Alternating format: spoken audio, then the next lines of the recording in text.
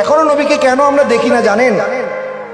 এক বুজুর্গের কাছে তার মুরিদ এসে বলছে, হুজুর আমি নবীকে একটু দেখতে চাই, আপনি আমাকে একটা ওজিফা বলেন।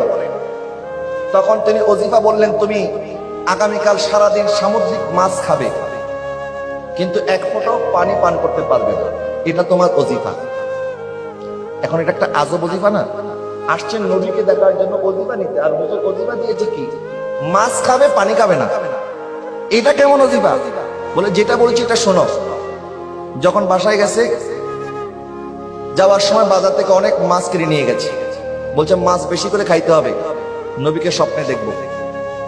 যখন মাছ বাজি করে সকাল থেকে সন্ধ্যা, বিকাল থেকে রাত পর্যন্ত মাছ খেয়েছে, কিন্তু এত প্রাণী তৃষ্ণা লেগেছে, যেহেতু হুজুর বলেছে মাছ বেশি করে খাবে পানি খাবে না, নবীকে দেখার জন্য পানি আর খায় নাই, কিন্তু পানি কিন্তু সামনে। এখন পানি যখন সামনে, তখন তৃষ্ণা তো আর বেশি লাগে না?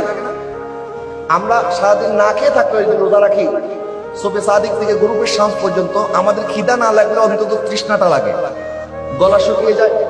তো মানুষ খাওয়ার আগে পানি খুঁজে, খাওয়ার পরেও পানি খুঁজে। এখন হুজুর বলে দিয়েছে মাছ খাও বেশি করে, পানি খেতে পারবে না। এখন আর সারাদিন পানি খায় নাই, বলে আচ্ছা ঠিক আছে, হুজুরের ওজিফা পালন করার শেষ, এখন ঘুমাতে যাই, ইনশাআল্লাহ স্বপ্নে নবীকে দেখবো। যখন ঘুমাতে গেছে, দেখে স্বপ্নে আর নবীকে দেখে না, স্বপ্নে খালি পানি আর পানি দেখে। সকালবেলা যখন হুজুরের কাছে গিয়ে বলছে, হুজুর আসছি, আপনি কি ওজিফা দিলেন? বলে কি হয়েছে, স্বপ্নে নবীকে দেখো নাই? বলে না হুজুর, নবীকে তো দেখি নাই, খালি পানি দেখেছি। কি দেখেছি? মনোযোগ আছে না আপনাদের? আমার কথাকে বুঝতেছেন? কি দেখেছে? পানি দেখেছে। বলে হুজুর ওজিফা চাইলাম, নবীকে দেখবো, আপনি কেমন ওজিফা দিলেন? পানি খাইলাম না, স্বপ্নে পানি দেখলাম। বলে আমি তোমাকে এটা বোঝানোর জন্য এই ওজিফা দিয়েছি। সারাদিন তুমি মাছ খেয়েছো, পানি সামনে ছিল, পানি খাও নাই, তোমার গলা শুকনা ছিল, পানি খাওয়ার জন্য তোমার ভিতরে তৃষ্ণা আরো বেড়ে গেছে। যখন সারাদিন তোমার ভিতরে তৃষ্ণা বেড়ে গেছে, স্বপ্নে যখন তুমি দেখেছো তখন শুধু পানি দেখেছো।